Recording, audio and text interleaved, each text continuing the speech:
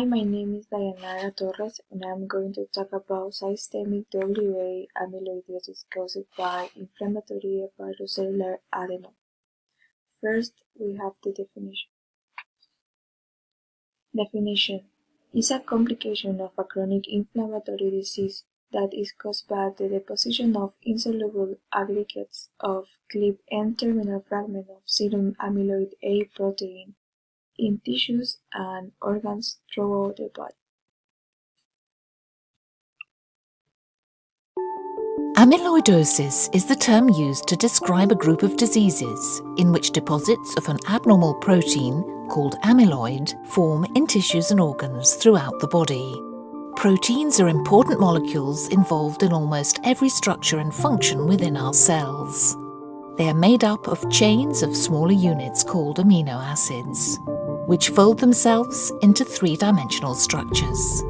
Folding allows the protein to work properly and interact with other molecules. In amyloidosis, proteins are made in the normal way, but when they are released from the cell, they open up again. These abnormally folded proteins collect together in long chains or fibrils. The deposits they form are called amyloid. Applications. The applications in medicine.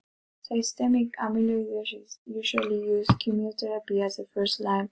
Some people can be benefited from organ or stem cell transplant if it's diagnosed by laboratory tests and histological studies.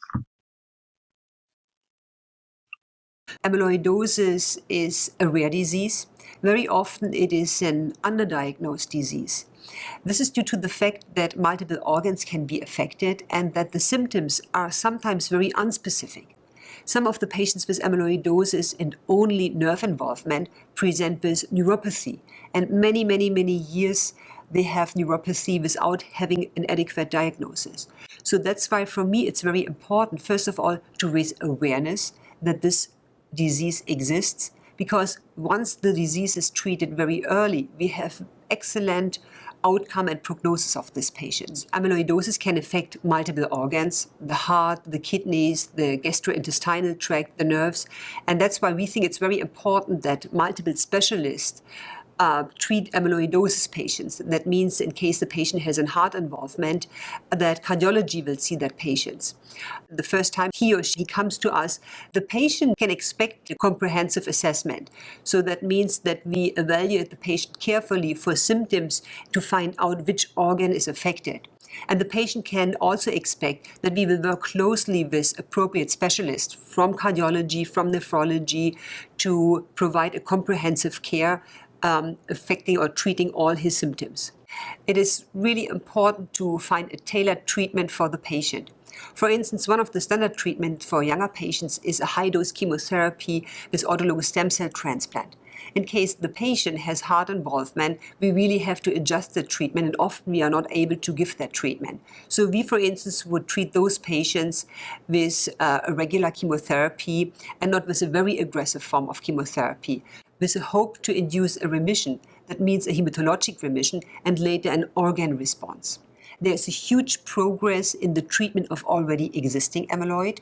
For instance, we can use antibodies, but also antisense. That means pieces of DNA against certain proteins that can dissolve the amyloidosis. Unfortunately, those treatments are only available in clinical trials, but I'm very optimistic that in 2 to 3 years, we have tools available to treat not only the source of the amyloid, but also to dissolve and treat the existing amyloid. Sometimes after we exhaust options of conventional treatment, patients have a chance to have access to novel drugs within clinical trials. So this is one of the advantages New York Presbyterian offers. We have multiple trials from different disciplines. For instance, I offer trials focusing on destroying the plasma cells producing the amyloid. Cardiologist has trials focusing on treatment of heart amyloidosis. And our neurologist offers clinical trials to treat patients with neuropathy and amyloidosis. I think this together and our common discussion offers the patients a variety of treatment options and especially access to novel drugs. And I think this complicated and really rare disease can only be treated in a team of specialists experienced with this disease. Pros and cons. First, we have the pros. Out of the 75% of the population that suffers from amyloidosis, only 5% show manifestation of systemic amyloidosis. Most manifestations occur in patients older than 40 years old. Currently, there are treatments available as well as cure using organ or stem cell transplants. If it is diagnosed early, the patient has a better prognosis. And cons. It is difficult to obtain official data of this disease. The few that exist has been obtained of autopsies. Even many cases are not reported, and there are only hereditary associations. The waiting period of the transplant can vary greatly on a case-by-case basis.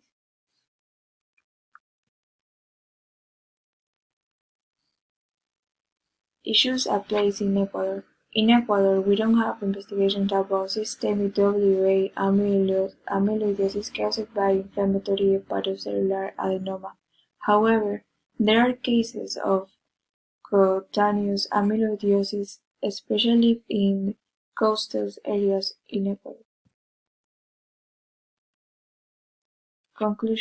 In conclusion, rare cases of inflammatory hepatocellular adenoma can induce massive HWA production by the tumor and non-tumor's liver. The doctor speculates that this subset of WA amyloidosis may be treated by surgical resection of the liver tumor.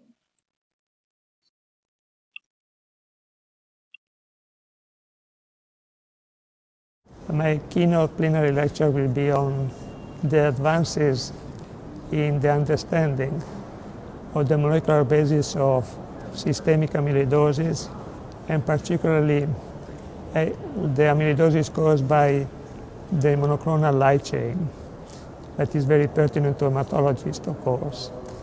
And the progress that we had in diagnosis and in treatment, which all come from our advances in research in this disease.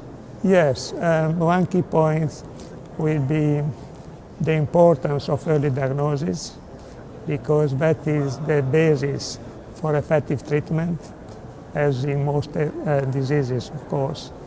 And that the fact that now we have very effective treatment that the hematologist should be aware of. And this treatment can really give a hope to cure for a good proportion of these patients now.